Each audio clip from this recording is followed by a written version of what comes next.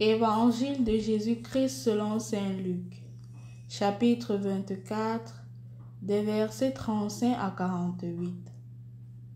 En ce temps-là, les disciples qui rentraient d'Emmaüs racontaient aux 11 apôtres et à leurs compagnons ce qui s'était passé sur la route et comment le Seigneur s'était fait reconnaître par eux à la fraction du pain.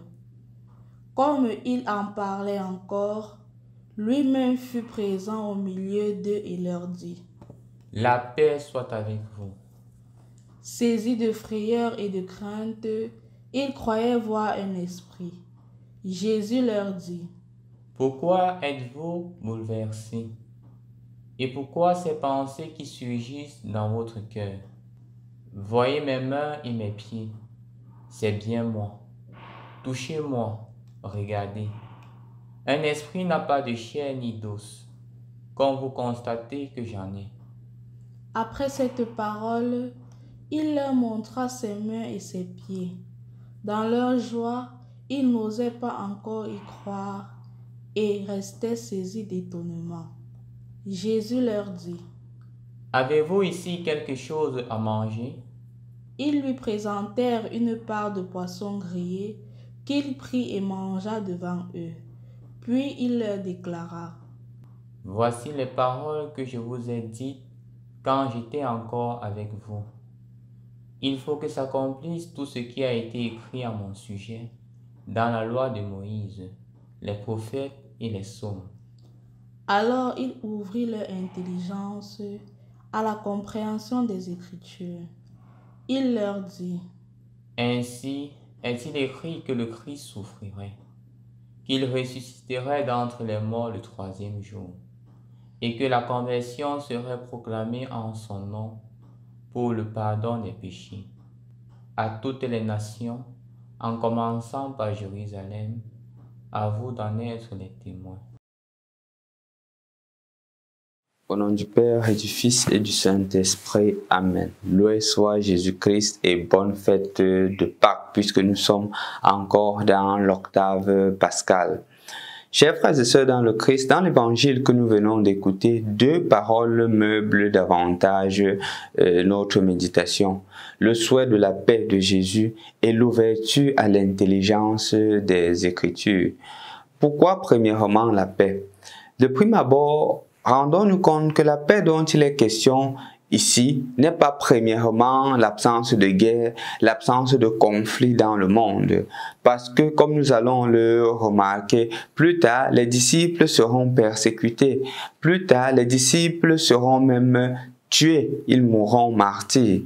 La paix dont il est question prend son étymologie dans le mot hébreu shalom.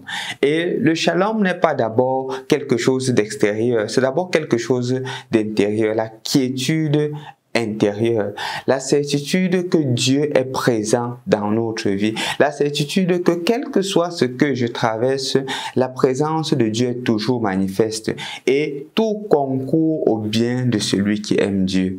Tout ce qui arrive fait partie du plan de Dieu et je dois l'embrasser avec une plus grande joie, avec une plus grande conviction de la présence et de l'amour de Dieu dans ma vie. En fait, c'est de cela qu'il s'agit lorsque Jésus souhaite la paix à ses disciples. Une paix d'abord intérieure, au point où les difficultés, les joies extérieures n'entravent pas cette paix-là. Au contraire, cela la fait grandir. On se rendra compte de ce style de paix clairement avec les apôtres, dans le livre des Actes des Apôtres, où on raconte que les disciples rentrèrent heureux d'avoir subi les humiliations à cause du Christ. Parce qu'ils étaient en train d'annoncer la parole, ils ont été mis en prison, ils ont été chicotés et on précise qu'ils rentraient heureux d'avoir subi les humiliations. Parce que même les humiliations ne peuvent pas leur séparer de l'amour de Dieu. Comme dirait Saint Paul, qu'est-ce qui pourra nous séparer de l'amour du Christ? Les difficultés, le déluge, la mort, de tout cela, nous sommes vainqueurs. C'est de cette paix qu'il s'agit. Et Jésus voudrait aussi te donner cette paix-là.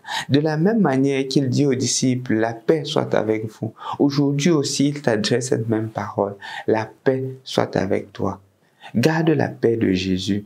La paix de Jésus, elle t'habite. Et cette paix de la résurrection doit te guider. Cette conviction que le Seigneur est présent dans ta vie. Malgré les situations que tu traverses, il est davantage présent. Et ainsi, tu pourras davantage le découvrir, le connaître et l'aimer. La deuxième des choses, c'est ouverture à l'intelligence des Écritures. Pour connaître Jésus, il faut se mettre à le découvrir dans sa parole. C'est la triste réalité, parce que parfois, ce n'est pas seulement le fait d'avoir une expérience de la vie, mais il faudrait davantage le découvrir dans sa parole. Ce qui revient à dire que la parole de Dieu est le chemin à travers lequel nous sommes capables de le connaître, de l'aimer et de découvrir combien il nous aime. Et à travers cela, nous sommes davantage des hommes de paix et des missionnaires du Christ. C'est pour cela aussi que, chers frères et sœurs dans le Christ, nous vous avions proposé il y a de cela quelque temps la Lectio Divina. La Lectio Divina est l'expérience à travers laquelle on est capable d'être ouvert à l'intelligence des Écritures. On est capable de comprendre davantage Dieu qui nous parle à travers sa parole.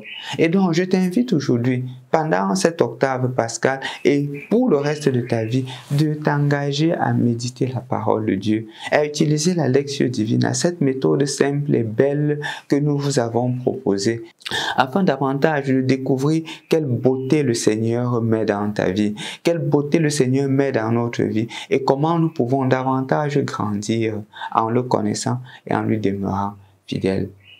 Donc, deux choses, mon frère, la paix. Demande au Seigneur la grâce de la paix intérieure, malgré ce que tu traverses, qu'il te donne la paix intérieure. Et deuxièmement, qu'il t'aide à le connaître à travers sa parole.